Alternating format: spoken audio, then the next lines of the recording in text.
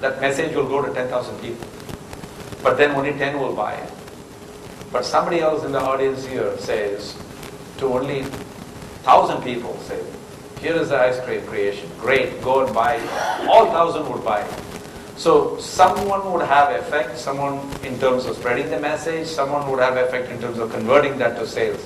So the third way to do that is to exploit the social media and ask your customers to be your marketer and spread the word about your products and services.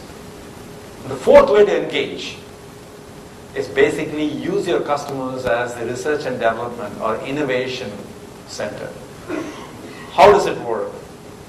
Domino's Pizza had a major faux pas with respect to one of their marketing campaign because their parlor boys, pizza boys, were doing something dirty and it was caught in the YouTube whereby nobody would order Domino's Pizza after that. And so what the CEO did is, sorry this happened, we fired those two people, but you decide. All of you, the entire US, he contacted and said through the social media, you come up with a great pizza, ingredients of a great pizza, and we will find which are the top 3 pizzas customers vote for, and we will market it with our menu and share the profits with you. So what happened here is that rather than Domino's Pizza inventing or spending time trying different ingredients, the customers gave the idea. This is just one example. If you want to talk about B2B, IBM does a great job in encouraging software developers to use the open source software like Linux operating system. Using Linux, you develop a product that we would give you the patenting rights and market it for you and share the profits with you. So this is something where customers are engaged with the firm, and the process of engagement involves the customers giving ideas for products and services. All these 4 can be done profitably. And that is the key thing here. And today we have empirical evidence to show that. So what can we learn from these failures? So here is the first topic. Are social coupons helping or hurting the business?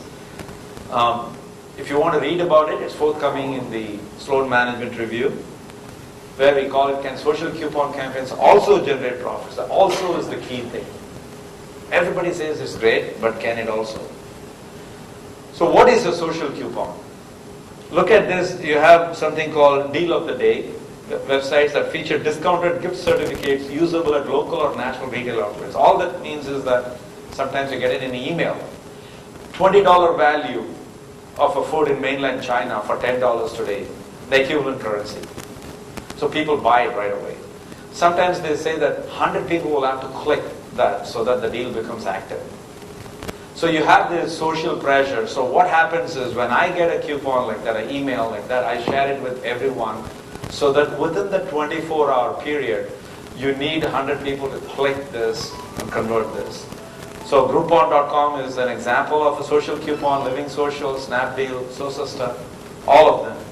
And if you look at the shares, you have pretty much in India, Snapdeal is the largest. Then you have Deals and You, then MyDollar, SoSista 11%, and Vote and other things. You clearly see that. So if you have questions, always please raise your hand and I'm happy to answer at any time. So why do you think it's so popular? For the consumers, what is in it for the consumers? Excellent shopping tool, a lot of discounts for them, great incentives to try and test, and it also encourages group buying and network effects. Because you share it, and then you also help your friend, and it becomes something that are profitable for every consumer. What is in it for Groupon or Living Social or SoSista? Those are the people who provide this. And the way it operates is that Groupon drops a deal, say $10 value, $20 value for $10. So you pay $10 and get the coupon. So the revenue that $10 mainland China got, half of it is given back to Groupon for promoting the deal. So what mainland China is getting back is only $5.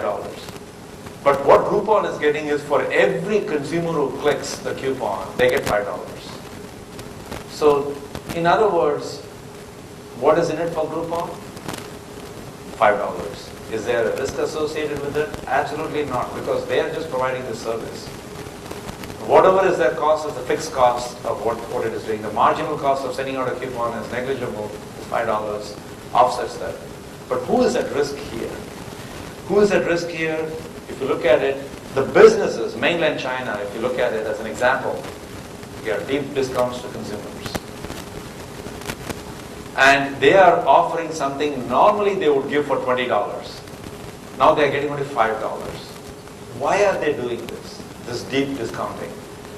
They think we'll have a lot of customers coming in and trying this, because the goal is to attract more and more customers, have a higher acquisition rate. But in reality what happens, because this is a popular mode of customer acquisition, but what actually happens to businesses is this: they provide deep discounts like $20 value to $5, which means what? 15 over 20, 3/4, 75% of the value this retailer loses, the restaurant chain, with higher redemption rates as compared to the traditional coupons. The traditional coupons, if you look at it in the US, I don't know how much of it is popular in India, yet, but if you drop a coupon, 100 coupons, only 2.7 or 3 coupons get redeemed. The redemption rate is very low. But when you drop a social coupon, and it gets spread to everyone, the redemption rate is over 80%. Why? Because who you forward to, you know. I know this person likes this restaurant. I know this person likes this ice cream. So you would basically pass it on to people who you know really likes those products and services. So therefore, the redemption rate is very high. And then you pay a high amount to the social coupon service provider, which is, I told you, half of what the retailer gets.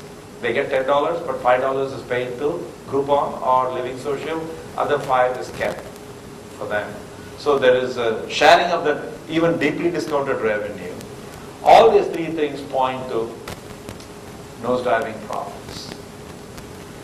So going in theoretically, if you look at it, there is no win situation for the businesses. It is a win for the consumers because they get the best deal. It's a win for the social coupon service provider. So how can these social coupon service providers convince every business in the world saying that what we are doing is going to get you to a higher level, make you better? I don't see it being possible the way it is practiced. And that's why I got concerned. And I approached them and they said, well, we are doing a great model. But look at what is happening. If you look at the scales here, what really helps the businesses, the retailers here, word of mouth effects and initial additions to the customer base because new customers would come in. But what is tipping, what is heavier here? Higher coupon discount rate, existing customers using the coupon. That is a killer. This existing customers using the coupon really destroys this whole thing. Because you want more and more new customers, but you are seeing the existing customers using these coupons, and then low retention rate. Even if these customers come and use the coupons, what do you expect them next time onwards? They keep coming to you, even though there are no coupons, but continue to buy from you, and there is very low response rate. Look at this cartoon. This cartoon basically says, coupons selling it to a business. I hope you can read at the back. I can describe my whole marketing plan in one word. Well, Groupon may bring lots of customers. Yeah, but mostly one-time deal hunters will never pay a full price, and he may lose money on every sale. This is what the retailer is saying. And look at what Groupon is saying.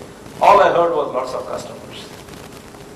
This is standard. Everybody started joking about it. So we said, okay, we are going to do a serious study. Are social coupons really helping or hurting? Are they profitable? And can there be a tool that enables businesses to acquire and retain more customers? Or fundamentally is something wrong with this business, the way they model the social coupon? And the details of the study, we took 3 businesses in the US, an ethnic restaurant, like a Lebanese or Indian restaurant kind of thing, a car wash service, and a beauty salon. They all are small businesses, desperately in need of more customers, and they want to be profitable. So what we did was we tracked their performance. The coupon was dropped. For the next 12 months, we tracked what happened. And then we are going to report in terms of the number of customers acquired and number of customers retained and what the profitability was. So if you look at these three businesses, what happened before the coupon launch? How do we compute the profit? You look at the profit from the existing customers of the businesses, and you have the regular prices and profit margin rates. So typically you have revenue per customer. Say that is $10, revenue per customer. Multiplied by the profit margin of the business. So that is, say, 30% profit margin. So if you're buying $10, 30% profit margin is $3. And number of customers visiting the business, say 1,000 customers are visiting the business. So 1,000 times 3, you have $3,000 is basically the profit earned by the business before the coupon launch. But now, what happens after the coupon launch? So how many groups of customers can exist after the coupon launch? Here are new customers coming and using the coupon and coming in. There are these existing customers who continue to come. But there are some existing customers who also switch to using this coupon. So there are three groups now. New customers with the coupon, existing customers with the coupon, and existing customers not using the coupon. So which is what we call two sets of existing customers and one set of new customers here. And so what is the net profit now after the coupon launch, if you look at it? This is an analytical model. I just made it in simple terms here. So net profit earned by the business the month after the coupon launch is nothing but net customers using the coupon, new customers using the coupon, then existing customers that use the coupon, existing customers that did not use the coupon, and the revenue share to be given to Groupon.com by this ice cream retailer or ethnic restaurant or somebody. So the source of revenues coming in from all this, and after giving this $10, they are getting this $5. So the net profit is affected by all these four entities. And how does it look? Immediate impact on profits. Look at it here for the ethnic restaurant here. The month before, just before the coupon launch, they were making $2,500. The month after the coupon launch, they lost $7,300. Similarly here for the car wash, $6,000 they made, they lost $6,300. So a swing of $12,300 from +6 to -6,300. And then here from +6 to -11,760. So about a swing of $18,000. This is alarming. And they recognize this. And they dismiss this as, these businesses dismiss this as acquisition cost. Obviously, when we have a deal, we are going to lose some money. So we are going to be doing this.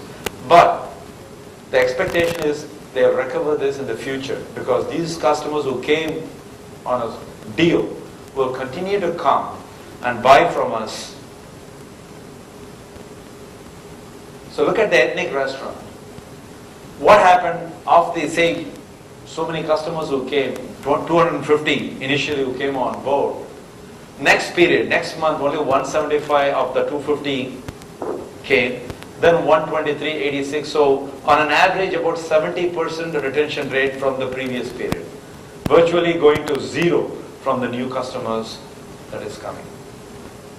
How will this affect the profitability? So thus the ethnic restaurant will not have any new customers to retain in month 19, which is what here, assuming the coupon was launched in month 1.